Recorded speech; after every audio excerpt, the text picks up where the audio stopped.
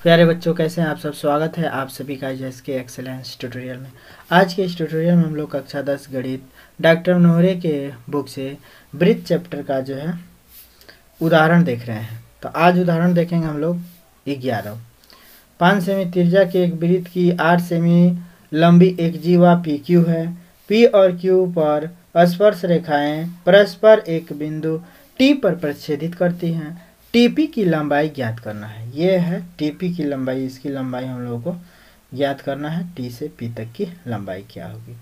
ठीक है, अब हम लोगों को क्या क्या दिया हुआ है देखिए। 5 सेमी त्रिज्या का एक वृत्त, यानी कि ये हमको दे दिया है, त्रिज्या दे दिया है। ठीक है, उसके बाद से वृत्त की जीवा पी क्यू, पी और क्यू वृत्त की जीवा है, ये 8 सेंटीमीटर है। टोटल ये कितनी है? 8 सेंटीमीटर। पी क्यू हम लोगों को दिया गया है, कितनी है पी क्यू? तो पी क्यू है 8 सेंटीमीटर और पी ओ दे दिया गया है 3 सेंटीमीटर, 5 सेंटीमीटर, सॉरी 5 सेंटीमीटर। ठीक है, ये चीज़ हम लोग को दिया गया है। ठीक है, और इसके बाद से ये स्पर्श रेखा है, ये भी स्पर्श रेखा है। यहाँ पे देखिए, अब यहाँ पे ओ टी को मिलाया गया है, ओ और टी को मिला दिया गया है। माना पी क्यू को आर पर, पी क्यू को आर पर, पी क्यू को आर पर, पी क्यू को आर पर ओटी काटती है, अतः त्रिभुज टी पी क्यू समद्विबाहु है और टी ओ कोण पी टी क्यू का एक अर्धक है, इसलिए ओ टी लंब है पी क्यू पर। ओ टी लंब है पी क्यू पर, ये लंब है। ठीक है, तो लंब है तो ये भी 90 डिग्री का होगा। ठीक है, इधर भी 90 डिग्री का होगा। ठीक है, अब पी आर दिया है, क्यू आर क्यू बराबर 4 सेंटीमीटर। अब देखिए, चूँकि ये इसको लंब है तो इसको लंबार्धक करेगा, यानी कि बराबर बराबर भाग में बांट देगा। तो अगर ये पूरा पी क्यू 8 है तो पी आर आपका हो जाएगा 4। पी आर कितना हो जाएगा? 4। तो देखिए, ये 5 है, ये 4 है, तो इसको आराम से हम लोग निकाल सकते हैं पाइथागोरस प्रमेय से। तो पाइथागोरस प्रमेय से आर ओ निकाला है, तो आर ओ बराबर अंडर रूट में कर्ण का वर्ग माइनस लंब का वर्ग हो जाता है।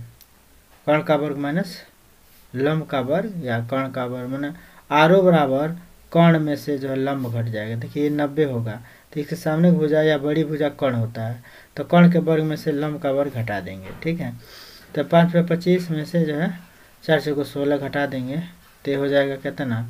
9 अंडर रूट में, अंडर रूट में 9 का मान हो जाएगा 3। ठीक है, तो ये हो गया आर ओ का मान 3 सेंटीमीटर। ठीक है, अब हम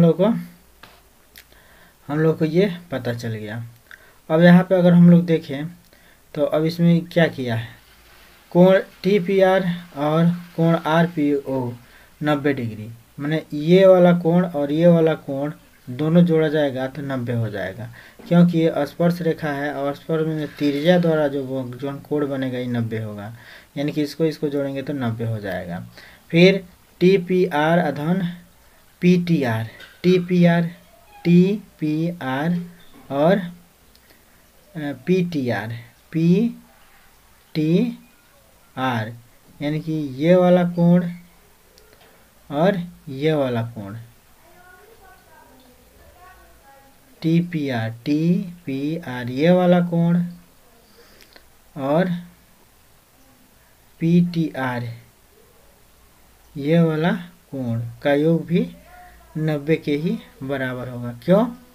क्योंकि ये देखिए लंब है तो ये 90 है, तो बकिवा इस कोण का मान और इस कोण का मान दोनों का योग 90 के बराबर होना चाहिए, क्योंकि त्रिभुज के तीनों कोणों का योग 180 अंश होता है, तो ये अकेले 90 है, तो इन दोनों का योग 90 होना चाहिए, तो इसलिए ये भी जो है दोनों का योग कितना है? 90 है। ठीक है, तो अब यहाँ पे देखिए कोण आर पी ओ ये वाला एंगल बराबर है पी टी आर के, इस एंगल के बराबर, यानी कि ये वाला एंगल इस एंगल के बराबर हो जाएगा। कैसे? जीवा द्वारा एकांतर खंड में बना कोण इस कोण के बराबर हो जाएगा, या इस समीकरण से ये जो है आर पी ओ बराबर हो जाएगा पी टी आर के, PTR के, क्योंकि ये TPR और TPR ख़त्म हो जाएगा भाई, ये चीज़ और ये चीज़ आपस में बराबर, इधर जाएगा तो ये ख़त्म हो जाएगा, तो क्या बचेगा RPO बराबर PTR, तो ये आपस में बराबर हो जाएंगे, तो ये बराबर हो गए। अब चूँकि ये बराबर हो गया, ये कोण इस कोण के बराबर हो गया, और उसके बाद से जो है कौन सी, ये दो, और ये त्रिभुज जो है क्या है, दोनों में कॉमन है, ये 90 डिग्री है, ये भी 90 डिग्री है, तो ये दोनों त्रिभुज क्या हो जाएंगे, समरूप त्रिभुज TRP, त्रिभुज TRP और त्रिभुज PRO, यानी कि ये वाला त्रिभुज समरूप है, समरूपता की कसौटी से खड़ा हो रहा है, ए समरूपता से, ठीक है। ए समरूपता का मतलब कौन चीज़, देखिए ये दोनों चीज़ कॉमन है तो ये बराबर है, और ये वाला एंगल इस एंगल के बराबर हो गया, ये वाला एंगल दोनों में 90-90 है, तो ये आपस में बराबर हो गए, ठीक है। तो दो गो कोण एगो भुजा बराबर कर दिया, चाहे दो कोण बराबर कर दिया, तो दो कोण अगर बराबर हो गए तो त्रिभुज क्या होगा, समरूप होगा, त्रिभुज जो है क्या होगा, समरूप होगा। अब त्रिभुज समरूप हो गया तो समरूप त्रिभुज की संगत भुजाओं अनुपाती होती है, समरूप त्रिभुज की संगत भुजाएं क्या होती है, अनुपाती होती है, यानी कि TP/PO, TP के संगत PO है इस त्रिभुज में, तो TP/PO बराबर होगा RP बटे RO के, यानी कि ये चीज़ है इसके संगत होगा तो ये बराबर हो जाएंगे। अब TP/5 RP/RO बराबर 3/4, तो क्रॉस गुणा करा देंगे तो 20/3 हो जाएगा, तो TP की लंबाई हो गया 20/3, इस तरह से TP की लंबाई निकल गया। अब हम लोग बराबर उदाहरण देखते हैं, यदि कोण PQR बराबर 70 और कोण RS बराबर 130 है, तो कोण RTS की माप ज्ञात करना है, RTS की माप यानी कि इस एंगल का माप बताना है, ठीक है। तो इस एंगल का माप हम लोग कैसे निकालेंगे, इस एंगल का माप कैसे निकाला जा सकता है,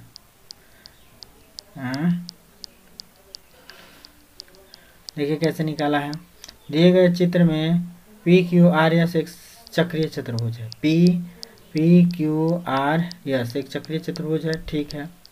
तो चक्रीय चतुर्भुज के आमने सामने के कोणों का योग 180 अंश होता है, तो यहाँ पे देखिए ये 70 है तो ये 110 हो जाएगा, 70 110 180 हो जाएगा, ये 130 है तो ये 50 हो जाएगा, तो ना 180 अंश होगा। अच्छा, अब यहाँ पे देखिए ये इस टोटल कोण का योग कितना होगा, 180, इस टोटल कोण का योग 180, इस टोटल कोण का योग माने इस कोण का मान इस कोण का मान 180 होना चाहिए, तो 110 है, तो ये कितना हो जाएगा, ये अगर 110 है तो ये हो जाएगा 70 110 180 था 70 हो गया, ये 130 है तो 50 हो जाएगा, तो 5 3 8 80, तो ये वाला एंगल 100 हो जाएगा, 7 5 12 120, तो 120 में 60 हो जाएगा, अरे ये 50 है ये 70 है, तो 70 50 120 हो जाएगा, 180 में से 120 बस घटा देना है, तो ये हो जाएगा 60 डिग्री, ठीक है। तो किया है हम जैसे बता रहे हैं वैसे कर लीजिए, देखिए इसको जोड़ेंगे तो 180 होगा, तो ये दिया हुआ है तो 180 में से 70 घटा देंगे, ये निकल जाएगा 110, इसको जोड़ के दिखा देंगे कि 180 अंश के बराबर है, तो 180 अंश में से 130 घटा देंगे तो ये हो जाएगा 50, ठीक है। तो इसको आप लोग जैसे बताया गया वैसे कर लीजिए, ठीक है। उदाहरण नंबर 13 देखते हैं, चित्र में O वृत्त का केंद्र है और किसी बिंदु P पर PQ वृत्त की स्पर्श रेखा है, यदि PQ 8 सेंटीमीटर है तथा OQ 10 सेंटीमीटर है, तो वृत्त की त्रिज्या की माप ज्ञात कीजिए। वृत्त की त्रिज्या यानी कि इसको हम लोग को बताना है कि कितना होगा। तो ये आराम से बता सकते हैं पाइथागोरस प्रमेय क्या है, क्योंकि ये 90 डिग्री है तो 90 डिग्री सामयिक भुजा कर्ण हो गया। तो पाइथागोरस प्रमेय से कर्ण का वर्ग बराबर लंब का वर्ग धन आधार का वर्ग।